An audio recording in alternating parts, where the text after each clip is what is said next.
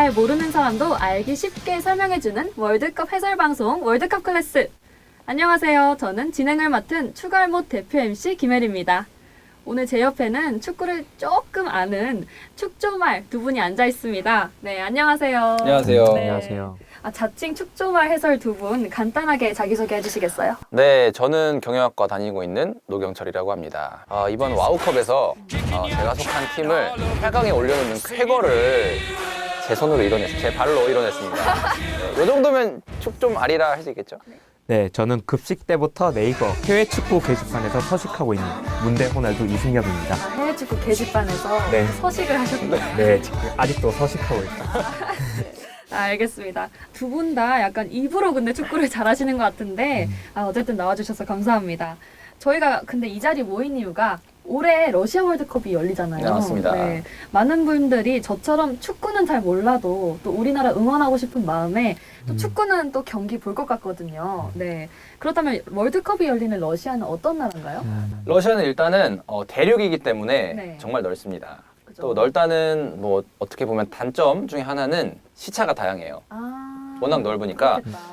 근데 좀 다행인 점은 시차가 나긴 하지만 음. 최대한 경기장을 유럽 쪽으로 이제 서쪽으로 많이 배치를 했기 때문에 시차가 많이 나지 않게 될 것 같습니다. 아마 괜찮을 것 같아요. 그럼 시차 얘기가 나와서 그러는데 러시아랑 우리나라랑 시차 차이가 얼마나 나죠?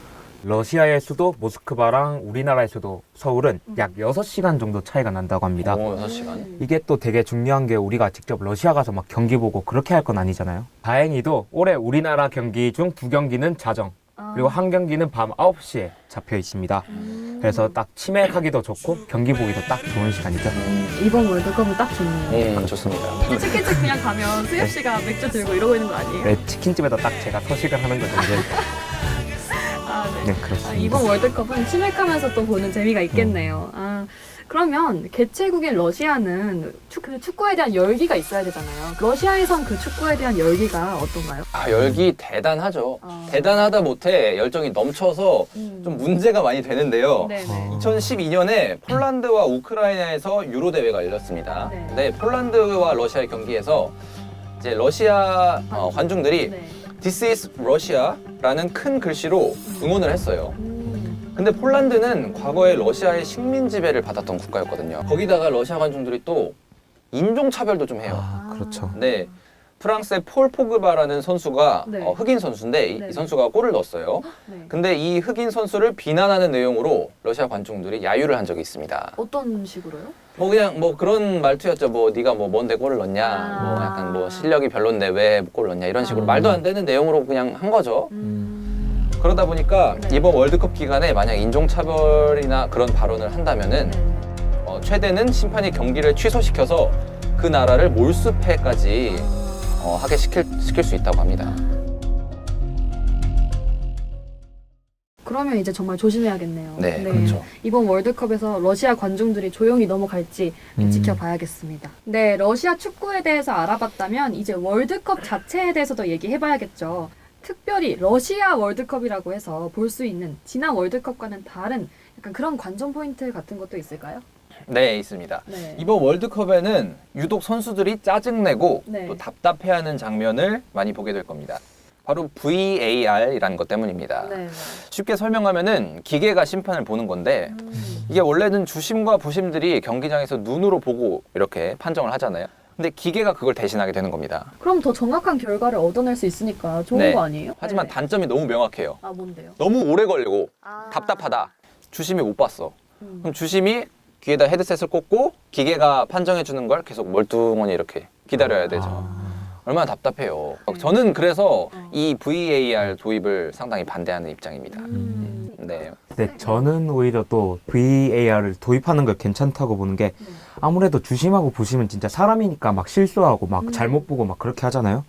근데 기계는 그런 오심을 줄일 수 있고 실수를 할 수 없다는 게 진짜 장점이죠.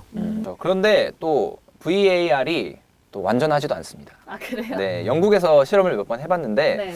컴퓨터가 라인을 삐뚤삐뚤하게 그어놓고 아. 또 반칙이라고 이렇게 선언한 선례도 있기 때문에 근데 사실 VAR이 어심이 없게 하려는 것도 있지만 어심이요? 어심을 없게 하려는 것도 있지만 가라앉히시고. 네. 네, 승부 조작이나 편파 판정 이런 걸 완전히 없애는 데도 도움이 되거든요. 네, 물론 뭐 페어플레이 클린한 경기 좋지만 당장은 도입에 좀 문제가 있으니까 또 몇몇 선수들하고 감독들도 VAR에 대해서 발음이 어렵죠. 네네. 문제도 많은데 발음도 어려워. 문제에 대해서 얘기하기도 했고 당장 이번 월드컵에 도입되는 거는 조금 네. VAR 말고 또 러시아 축구 이 월드컵에 또 새로운 것도 있나요? 네, 바로 선수를 교체하는 시스템이 좀 바뀌었어요. 원래 선수 교체는 한 경기에 3장, 그러니까 3명만 교체가 가능했어요. 네. 근데 이번 월드컵부터는 연장전에 돌입하면 1명을 더 투입할 수 있는 거죠. 그게 근데 무슨 큰 의미가 있나요? 네, 또 연장전에 들어온 선수는 또 체력이 많이 남아있잖아요. 네. 그러니까 연장 가면 힘드니까 힘든 선수 제깍 빼고 또 바로 투입시켜주는 그런 효과가 있는 거죠. 그래도 축조말이라 그런지 이번에 러시아 월드컵에 새로 도입되는 걸 좀 아시긴 아시네요. 네. 그럼요. 네. 제가 또 축구 경력이 몇 년입니까? 아, 몇 년이신데요? 한 28년 정도 됩니다. 24살인데. 그러니까 네. 대야 줄기 세포 때부터 축구를 좀 좋아했어요. 아, 그래요? 네, 좋습니다. 지금까지 축조말 두 분이랑 개최국인 러시아 그리고 이번 월드컵만의 특징 알아봤는데요. 이제 좀 더 들어가서 선수와 나라에 대한 얘기를 해봐야 하지 않겠습니까? 맞습니다. 그럼 2부에서 우리나라가 속한 조죠. F조에 대한 분석과 더 다양한 이야기 준비해서 시작할 거거든요. 여러분 정보 더 쌓아오시고요. 더 잘 이렇게 입으로 터시고요. 네, 두 분 다시 한번 저 두 축조말 해설분들과 함께 돌아오겠습니다. 시청해주신 여러분 감사합니다.